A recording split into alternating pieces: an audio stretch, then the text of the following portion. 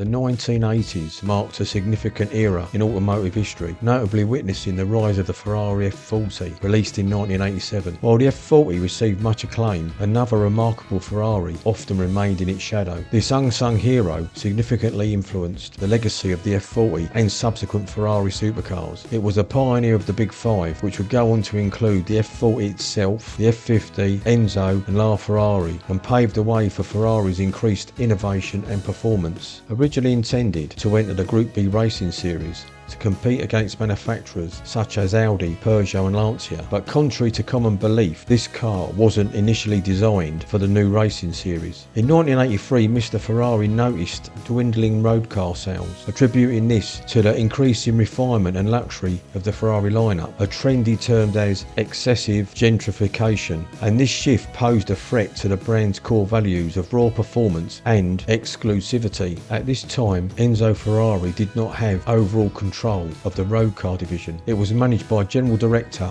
Eugenio Alzati and Fiat Managing Director Vittorio Gudella, which led to the unanimous decision that a new road car was imperative, one capable of rivaling the emerging breed of supercars, exemplified by the Porsche 959. So in late 1983, the project to create this car commenced, with the aim of transforming the existing 308 model into the ultimate sports car. It would be designed by a team led by Leonardo Fioravanti at Pininfarina, and the original idea was for this car to be a modified version of the 308, which would not only help keep costs down, but also speed up manufacture. Nicola Materazzi, sometimes referred to as Mr. F40, who after gaining experience with turbocharged engines while working on the Lancia LC2 Group C racing car, was also brought in. He led the development of the new engine, running both the Ferrari F114B road car engine, incorporating lessons learned from Formula 1, and the Lancia 2.6 litre V8 race engine, simultaneously to optimise resources and share expertise. To meet the FIA regulations, the engine's displacement was reduced from 3 to 2.8 litres and the compression ratio to 7.6 to 1. Although the engine maintained a mid-mounted position,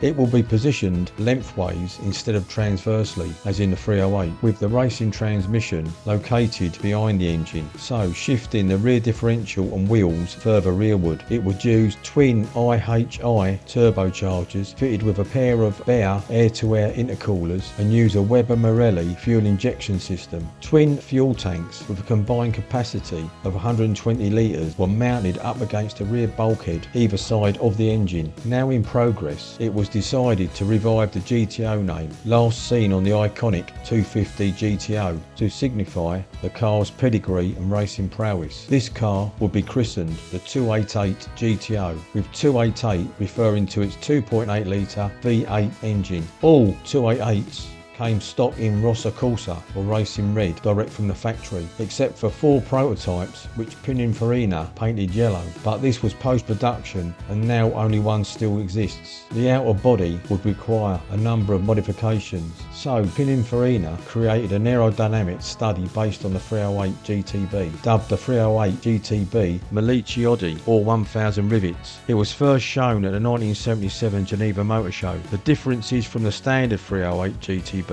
included a bespoke unpainted aerodynamic body kit along with an instrument panel from a Berlinetta Boxer, with some of these styling elements finding their way into the later design of the 288. The 288 GTO was announced by Enzo Ferrari in September 1983 and unveiled at the Geneva Motor Show in March 1984. Manufacturing for this car would take place at Ferrari's Maranello factory between 1984 and 1987. The most notable differences from the 308 were its bulging fender flares, front chin spoiler with cutouts to cool the front brakes, lower side scoops for rear brake cooling, and flag-style outside mirrors, plus the 4 iconic driving lights, 2 in each side of the grille, led by Ferrari's F1 expert, Dr. Harvey Postlethwaite, who meticulously chose materials renowned for their outstanding strength and weight-saving characteristics from the world of Formula 1, and took the 288 on a departure from the semi-monocoque layout of the 308.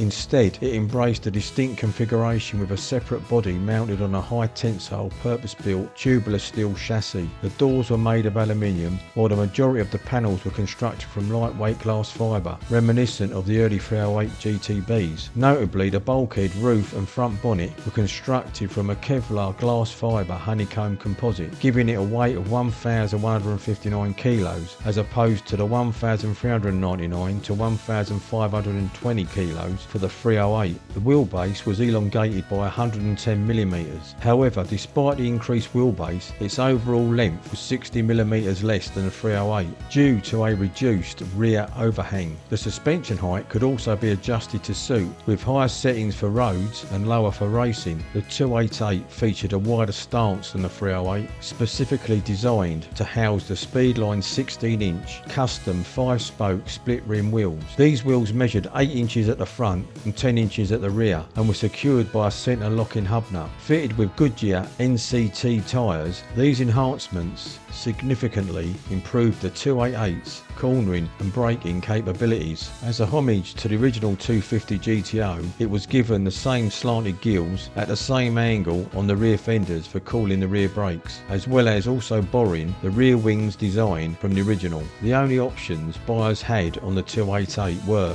electric windows, air conditioning, AM/FM stereo radio cassette, and with regards to the interior, all cars came with Daytona seats, as originally seen on the Daytona, and available in 2 sizes, small and large. Most were Peli Nero or black leather, but around a quarter had the red-orange Nomex suede seat and dash inserts. Conversely, it appears that one car was apparently shipped with red-orange leather on black leather. Performance shone through, with a top speed of 189 miles per hour and a 0 to 60 time of 4.5 seconds, giving rise to testimonials from world-leading drivers such as Michele Alboretti, describing it as a symphony of power and precision, and so underscoring its prowess. Unfortunately, Ferrari did not federalise the 288 GTO for sale in America, but Americans who wanted this car could obtain it as a grey market import. The FIA regulations allowed for short production runs of 200 units for Group B,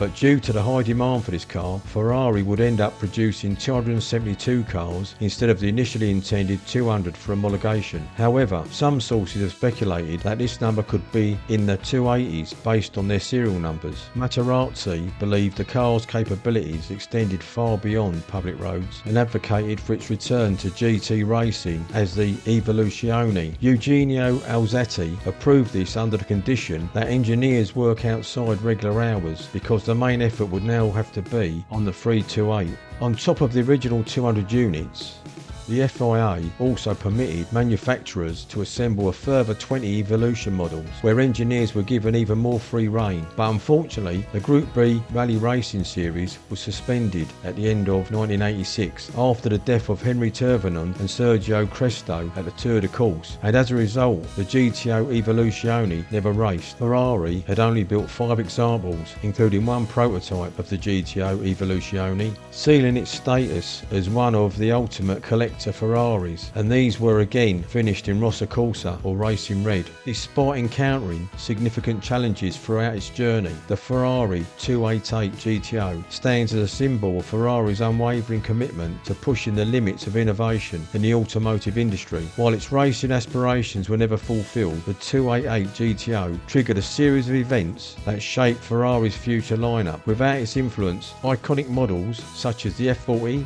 F50, Enzo and LaFerrari may never have come to fruition. The legacy of the 288 GTO extends far beyond its own achievements, serving as a cornerstone in Ferrari's illustrious history of engineering excellence and performance innovation.